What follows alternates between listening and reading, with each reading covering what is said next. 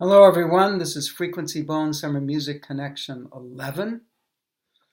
And I'm Norman Bolter, and we're talking about making the most of what you have. And this is video 4. Now in the last video,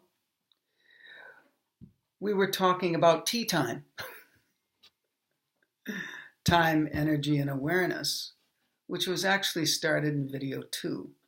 But we applied it to the practice room and how getting yourself prepared properly will help you a great deal in making the most out of your time,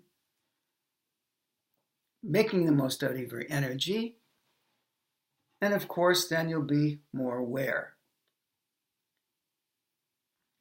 So, let's continue on this theme a bit. And here you are in the practice room, and let's say, oh, you know what?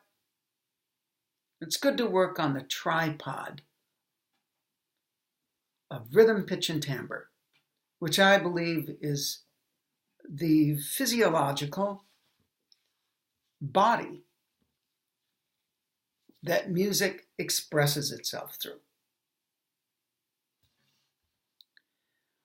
And let's say we're going to work on timbre, tone.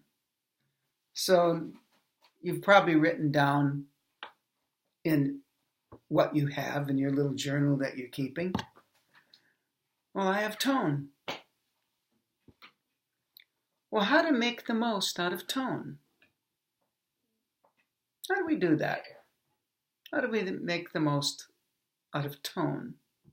Here we are in the practice room. Let's say we have a real short amount of time, like 20 minutes. And we say, well, what we can do in 20 minutes. And we talked about how being in a rush and cramming is really not making the most out of what we have in the sense of time, energy, and awareness.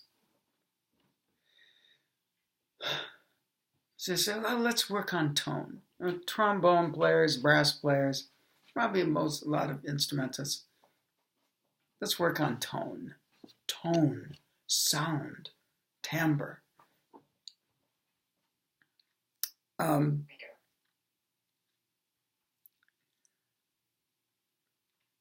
right away, you might want to write down, what do you think is a good tone? I know people might think it's so obvious, but I'll tell you what, times have changed since I was 20 years old, or 15, or 10.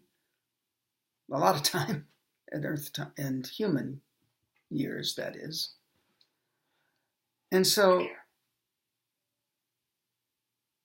what people think is a good tone, probably in certain ways they would still think is a good tone. However, it's changed quite a bit.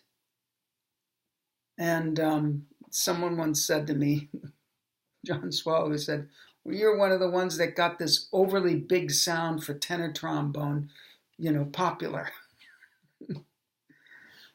years ago. And I was so impressed with what he was saying because big is not everything. So if the first thing you said, let's say, and what do you think a good sound is? Big. I'd have to say no, of course not. Big doesn't mean good. Big doesn't mean quality. Big doesn't mean substance. It might mean a lot of material. But what is it filled with? We could take a big box and fill it with hardly anything. We can take a smaller box and fill it with gems. So I remember a student said to me once, what kind of sound do you think I have? And I said, oh, this is a can of worms, because I had a feeling what he was going to ask me. And I said, well, look, in terms of size, you have a mid-size sound, but you really fill it out. Very aggravated with me. How dare I say it, a mid-size sound and not a large man-size sound.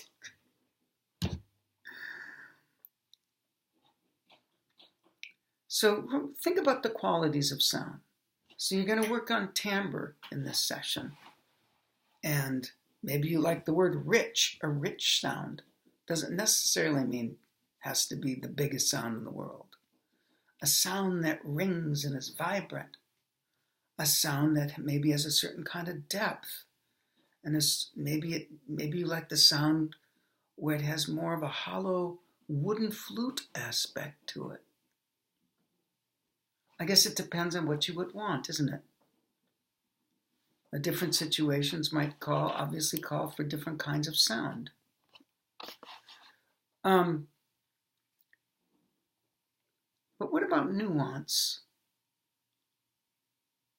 Do you ever play with your sound like a kid plays with silly putty? Do you ever allow yourself to play in the practice room? I don't mean just, well, there's different kinds of practicing. Is playing, just letting yourself play, is that practice? It might be making sure that you haven't forgot how to be spontaneous. That you can actually let your feelings take over for a while. So if you're just thinking practicing is, is it perfectly in tune? Is each attack totally even? And that's all you're doing in your practice room? I don't feel you're making the most out of your weekly time, let's say. I believe everyone, 5 minutes a day, should have a free time where they're just playing from their heart. They're playing how they feel. Or they're playing, maybe they're very mathematically oriented, and they want to have a certain precision and clarity and intricacy, and they love to play the beach etudes. Even though they probably think they should be working on other things that they're weaker on. You still have to let yourself play the things you love to play. So, let's say this is one of the times I want to play with my sound like silly putty.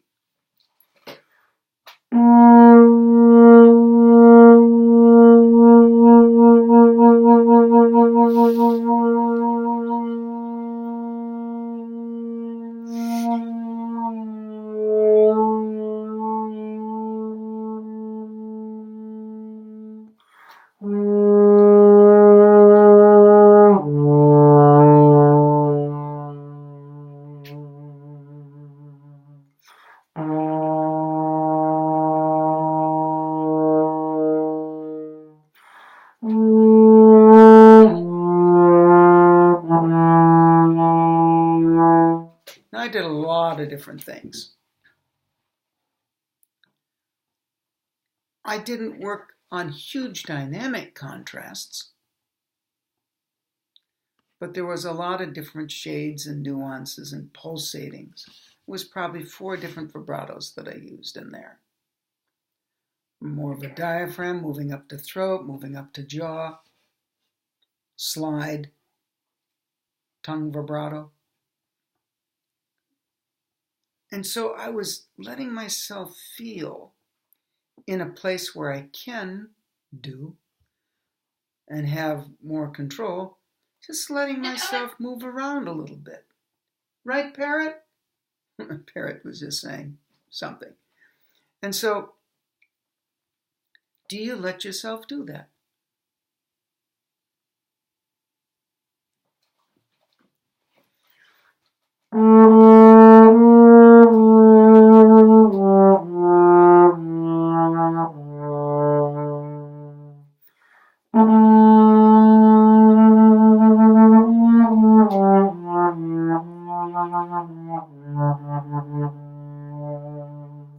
Now, that second sound that I did was much more in the which is something, boy, we really hate that, don't we? As trombone players, you hate when someone has any kind of nasal sound. Why? Why not have command over that? Is something that might be useful or just an element of it. So the more that you play with little things sometimes, I'm not saying all day long, but let yourself play with things. Let yourself discover. And you'll see that maybe an element of that nasal quality might help you when you feel like your chops are blowing out and you have no center. How about even on that level?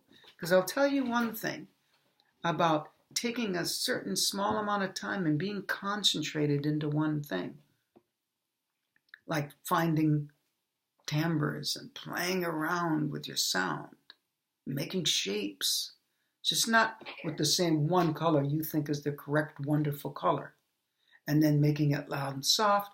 That's one way. But actually squeezing it in, opening it up, thinning it out, thickening it within maybe a smaller space, more like an oboe has to. And you'll discover a lot. And you'll actually take what you have and create more of it, instead of being stuck to the idea that there's one good sound. And this is when we think there's only one good articulation, when we think there's only one good sound, when we think there's only one kind of legato. This is where we really limit what we have. And in my view, we're not making the most of what we have then. Now, if you're the kind of player where I love this one sound and I keep wanting to make more of it, you keep, amplifying it and maybe making it have more overtones and it's still in the same kind of textural scheme, and that makes you happy, who am I to say don't do it? Because maybe you're making the most of what you have.